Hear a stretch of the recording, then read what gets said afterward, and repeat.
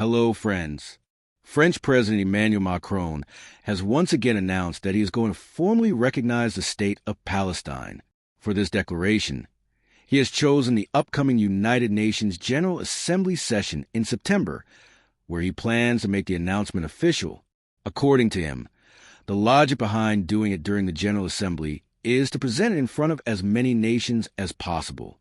He hopes to build broader consensus and possibly bring more countries along with him in supporting this recognition. This move from France is especially significant because France is one of the two backbone countries of the European Union, alongside Germany. Now that the United Kingdom has left the EU, France is the most powerful state within the Union.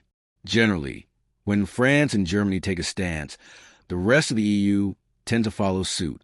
There's also an ongoing power struggle between these two giants over leadership within Europe. President Macron's term extends until May 2027, meaning he has ample time to not only recognize Palestine, but also to take further steps. Once a country formally recognizes another state, diplomatic procedures follow, upgrading consulates to embassies, stamping passports, appointing more diplomatic staff, and expanding missions. This will enable Palestinian diplomatic offices in France to operate more effectively and strengthen their diplomatic presence. While symbolic in nature, this recognition would place new pressure on Israel and its primary backer, the United States.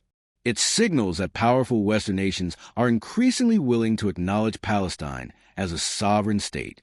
This implies that they believe the Palestinian Authority, formed after PLO and led by Fatah, is now capable of running a state. Naturally, the U.S. and Israel are opposing this. They argue that recognizing Palestine equates to rewarding terrorism, pointing specifically to Hamas and the October 7 attacks. However, it's important to remember that both the U.S. and Israel themselves were born from armed resistance. The U.S., under George Washington, fought the British Empire, then the world's superpower, for its independence. At the time, they were labeled terrorists and criminals by the British. History shows us that colonial powers often criminalize and delegitimize native resistance. Israel is a unique example of a state founded by immigrant terrorist groups that attacked native populations. Groups like Lehi, Irgun, and Haganah committed massacres, such as the infamous Deir Yassin massacre and the bombing of the King David Hotel. These weren't hidden operations. British and American citizens were also killed in those attacks. Ironically, these groups later became the backbone of the Israeli army. There are documented accounts, and even a Netflix film that recounts how Zionist militants lured an entire Palestinian village out under false pretenses, sexually assaulted the women, and executed the people in front of their children. A young boy hiding behind a door later recounted the horrors. At the time, global powers like the UK, Muslim world leaders, and even some Zionist organizations criticized these actions. Yet these militant groups eventually formed Israel's first military and political leadership. Menachem Begin, once a leader of the Irgun, later became Prime Minister of Israel. When the UN passed the Partition Plan in 1947, Arab voices were deliberately excluded from the voting process. During that period, Zionist terror organizations were actively operating and committing atrocities. Even Count Folke Bernadotte, a UN diplomat who rescued Jews from Nazi camps, was assassinated by the Lehi group, who were later absorbed into the official Israeli army and are honored today in Israeli memorials. So when Israel and the U.S. accuse others of supporting terrorism by recognizing Palestine, it's critical to remember their own violent origins. Hamas is often cited as the reason for not recognizing Palestine, but the founders of Israel themselves came from blood-stained organizations. As of today, 147 countries have recognized Palestine as a sovereign state. With France joining, the number will rise to 148. The United Nations has 193 full member states. If you include Vatican City and Palestine, both non-member observer states, that number goes up to 195. Out of the 193 full members, 147 officially recognize Palestinian statehood. This means that Palestine enjoys nearly the same level or greater legitimacy as Israel when measured by population. The countries that recognize Israel without acknowledging Palestine are home to far fewer people. Those who support Palestine's right to statehood represent over 6 billion people. the vast majority of the world's population. That's why more and more European nations are coming forward. Norway, Spain, Ireland, Sweden, as early as 2014, and Scotland, which also wants to recognize Palestine, but must do so through the UK government. Much of South America already supports Palestinian statehood. But this is more than symbolic empathy from the West. It's a calculated geopolitical move. The global center of power is shifting toward Asia, Africa, and the global South. Western nations don't want to isolate themselves from the 83.3% of the world population that stands in opposition to Israel's actions in Gaza. That's Africa, Asia, and South America, together representing most of humanity. Western countries like France and the UK are aware that continued support for Israel, despite overwhelming global condemnation, would alienate them from the future centers of power. It's not just moral empathy.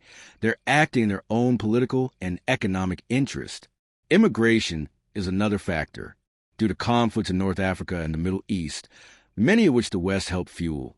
Millions are fleeing to Europe. This is changing European demographics, and liberal factions fear that rising immigration will empower far-right parties. Recognizing Palestine is, in part, an attempt to stabilize the region and stem the migrant flow.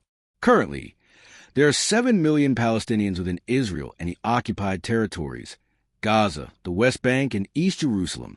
Another 7 million hold dual nationalities and live abroad, in countries like Belgium, the UK, the US, Sweden, and Finland.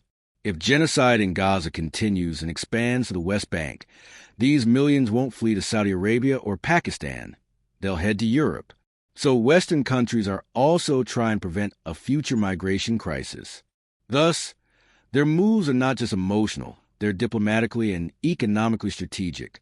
The world is realigning, and Western countries don't want to be stuck with a declining 1.7 billion population bloc that solely supports Israel.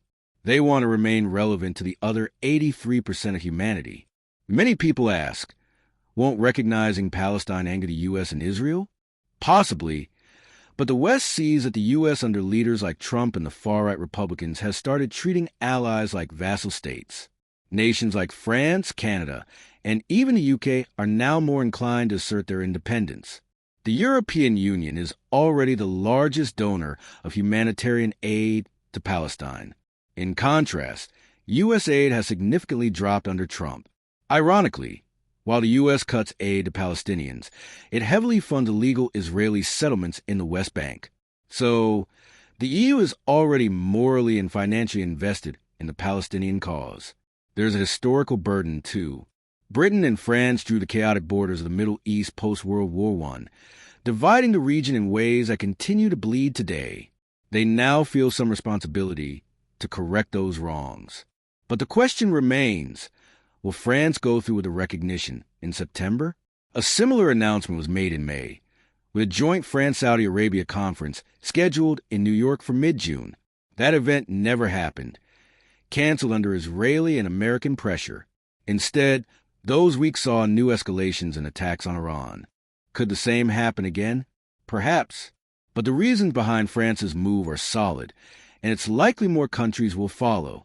Recognition alone won't give Palestine actual sovereignty, but will put brakes on Israel's ongoing genocide. Recognition will allow Palestine to open full diplomatic missions, gain lobbying power, raise funds, and move closer to becoming a full UN member state.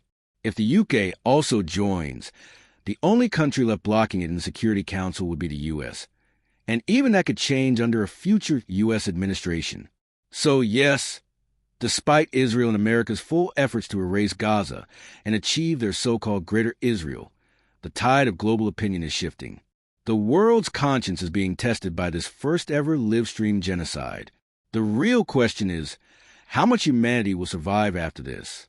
This is the biggest moral question of our time. Thank you